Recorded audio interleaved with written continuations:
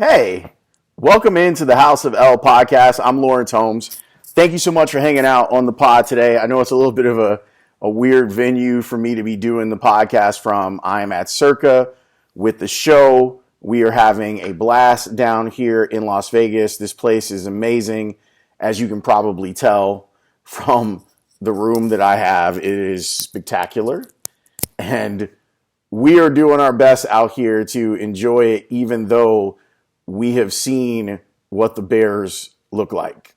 It is ugly, and we are here to talk about it. We are brought to you by our friends over at Remy Martin, and we thank them sincerely for all of their hard work and their partnership. And for those of you who are listening on Apple or Spotify, we appreciate you too. Thank you so much for being a part of all of this. You saw it. It's as ugly as it can get with what the Bears put out there on display at Soldier Field. After being gone for a month, to come back and give the Soldier Field faithful that type of performance is damning in a way that I can't imagine the mental gymnastics that the Bears are going to do in the next 48 hours to try and convince you that they have got everything figured out. They truly don't. They don't have anything figured out. If you look at how this team is played after their bye, and you just look at the scoring by quarter after their bye, there's a whole bunch of goose eggs. There's now 2 games in a row where you don't score a touchdown on offense. That's the type of stuff that cannot stand. As much as they try to tell you that, no, this is all part of the plan. It's not part of the plan. Not one bit of it is part of the plan or how it should look. It's ridiculous that we are in this place with this team at this point, that the quarterback continues to look like he's backwards moving. And I know that a big part of that, I don't want to rail on Caleb. I don't want to spike the football on things that I said in pre-draft, things like me preferring Jaden Daniels, for example, because I don't think the book is done. What I will tell you and what my concern is about Caleb and the Bears is the bad habits are starting. You're seeing him throw off his back foot. You're seeing him being sped up. And that's because he's not protected well. That's because the offense is not schemed well. It is an absolute mess all the way around. And you saw portions of it in Arizona last week. And then this game against New England, their defense is not good. They're not good. But maybe what we're finding out is that the Bears' offense is equally not as good. Even with all of the parts that they have, the opportunities that they have with great players to try and make plays. You had to get into the third quarter before Cole Kmet got targeted again. That's the type of stuff where you really question if the coaches know what they're doing. I get that today is a bit of an outlier, and this is me doing the mental gymnastics here. Today is a bit of an outlier because of how damaged your offensive line was. The fact that offensive line really gave Caleb Williams no chance. You had a bunch of guys who were hurt. You also had Nate Davis pop up this morning with a back injury. And I don't ordinarily do this, and I'm using air quotes for those who can't see me. I don't ordinarily do this when I talk about injuries to football players. But this fits an MO of Nate Davis since he was signed. A guy that seems like he doesn't want to play. Or maybe he was being petty.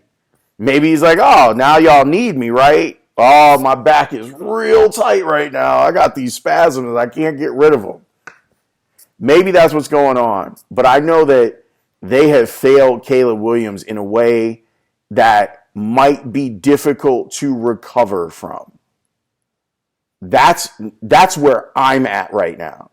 That's where one of my biggest concerns is are you putting the young man on a path of getting his brains beaten in week to week that is going to fundamentally change who he is as a quarterback? And I think that is on the table. You got a lot of people chirping in his ear. You got guys showing him bad attitude. You got all of this stuff that's going on in a season where you were supposed to win. And don't forget that part either. Ryan Poles said that it's time to win now. And what you've seen is a team that was just kind of treading water. And the scary part is you knew what they looked like. They were able to dominate bad teams. And a bad team walked into Soldier Field and bullied them for 60 minutes. That team is not supposed to be doing what they were doing on the ground against you. But they said, you know what? We're going to go double and triple tight. And we're going to run at them. We're going to attack them. We're going to use play action off of that. You know, the type of things that you do with young quarterbacks to make it easier for them to have forward movement as players. That's what they did in this game. And what the Bears did was continue to regress offensively. There were times, again, where you had two route runners in the same area. You had them move in the pocket in the fourth quarter and really cutting the field in half. Now, if they're saying that that's where they're at with Caleb, so be it. I don't buy it. I've seen him make more complicated reads in the first few weeks of the season, and even in the middle of the season. I've seen him make more complicated reads. So I don't buy the idea that maybe the game is too fast for him. I will say that when there's a defender in your lap, it makes it very difficult to throw. And he was going through it, being sacked 9 times in this game. It is difficult for me to believe that Matt Eberflus has an argument to continue to be the coach. Forget about the end of the season. And you know I'm not the fire the coach guy. Like, you know that's not how I roll. How can you put that man in front of those men this week as you're getting ready for the Packers game and have them believe that anything is going to be different going into that game? How can Ryan Poles try and sell that to you? In what world would that make sense? You know, I was saying it on my quick hitter for the score and social media. Hey, man, this is what the end looks like. This is it right here. This is how a team with promise looks like they're moving backwards. I was joking because we all watched the game together. Me, Speaks, Shane, Tanny, Mitch, our boss Kevin. We all watched the game together. My boss Kevin said, because they have the survivor pool here at Circa, 10% of the people who were left in the survivor pool at Circa bet the Bears today, and now they're gone. They're just gone from this thing because of how badly the Bears played. But you start looking around and you look at the other games. And Bo Nix had Denver in a position to beat Patrick Mahomes. They didn't, but he had them in position. You saw Jaden Daniels do cool stuff. And you look at Washington right now, and you look at the Bears, and you say, did what happened a couple of weeks ago, did that fundamentally change both teams in a way where it was able to propel one team to being competitive? You know, and they lost to Pittsburgh, but did it compel them to be competitive and think about the best things that they could be? And another team just fell apart. There's nothing that explains this other than leadership. Nothing. There is no argument for Matt Eberflus sticking around. If your argument was he's an incredible defensive play caller, congratulations, because a rookie quarterback on the road was able to engineer drive after drive after drive, was able to convert third downs on your defense, was able to get them to jump off sides, was able to get them to be off sides in late half situation. You have another bust at the end of a half by your clock management and your defense giving up 3 points at the end of the half. Those 3 points mattered. Those 3 points made them feel great and made your team feel horrible. There's not a soul. I don't care if it's Ryan Poles or Matt Eberflus or Trace Armstrong or George McCaskey or Kevin Warren. There's no one up there that has a compelling argument for why this should continue. And if you hear someone tell you that there is a compelling argument for this to continue with Shane Waldron and Matt Eberflus, they are straight up lying to you, and they should not be believed. I told you a couple of weeks ago that this felt like when you started to hear players talk about the problems that this team has, I told you this is what happens with bad teams, that this is what this looks like. From me covering teams and covering a lot of bad teams, this is usually what happens. Things start to leak out.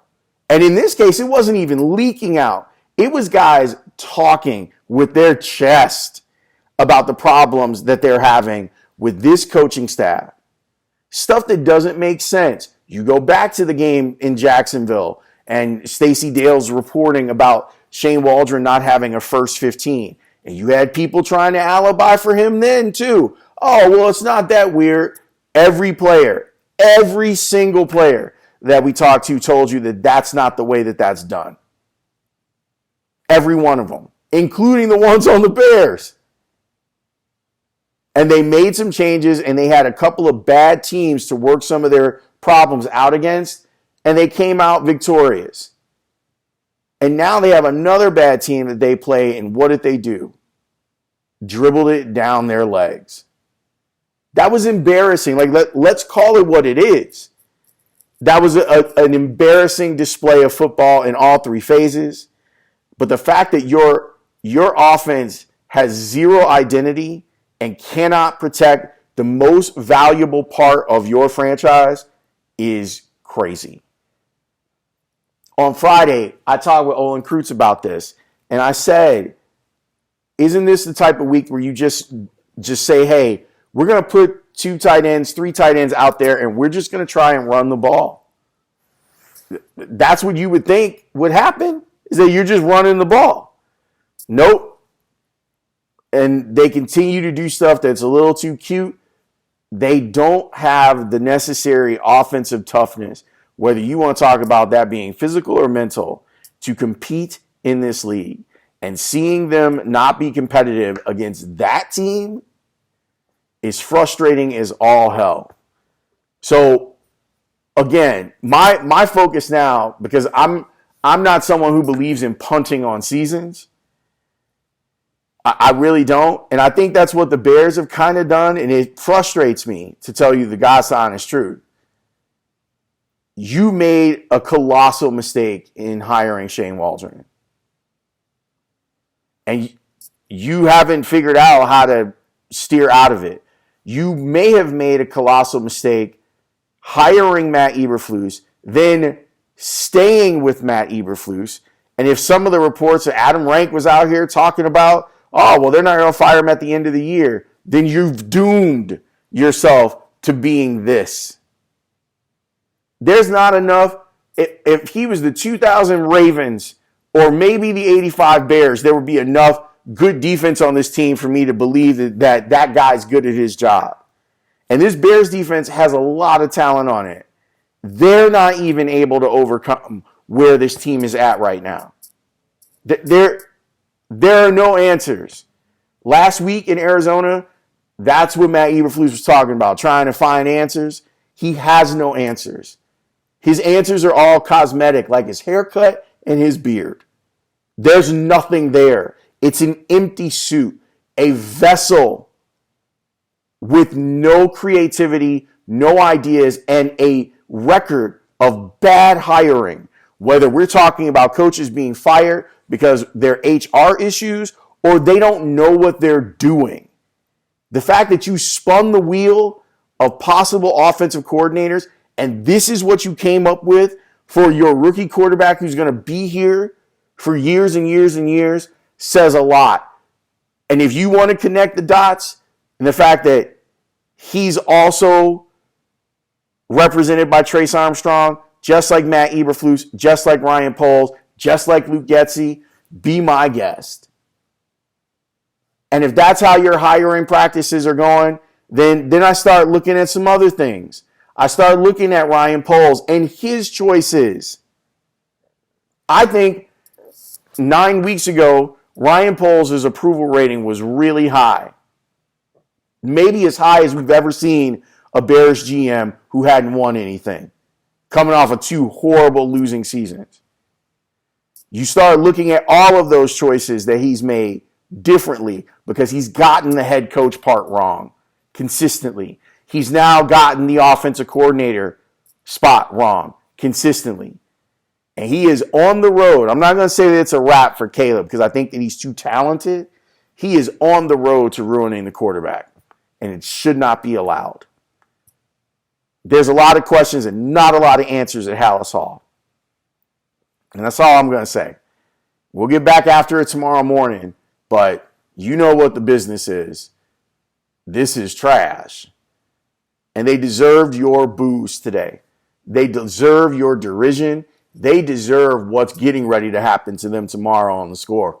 I promise you that.